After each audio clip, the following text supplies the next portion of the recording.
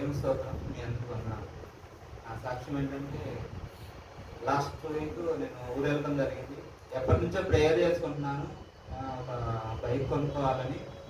Last week దేవుడు నాకు కొత్త బండిని ఇచ్చాడు. దాన్ని బట్టి నేను స్తోత్రాలు చెల్లిస్తున్నాను.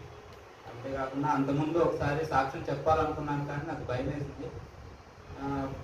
అదేంటంటే ఎర్లీ మార్నింగ్ ఒకసారి నేను పార్సిల్ ఒకటి వస్తే అది తీసుకోవడానికి వెళ్ళాను. వెళ్ళి రిటర్న్ వస్తుండగా బైక్ అతను ఫాస్ట్గా వచ్చాడు. జస్ట్ మిస్, నేను అక్కడ ఆగకపోతే వాడు నన్ను వచ్చాడు.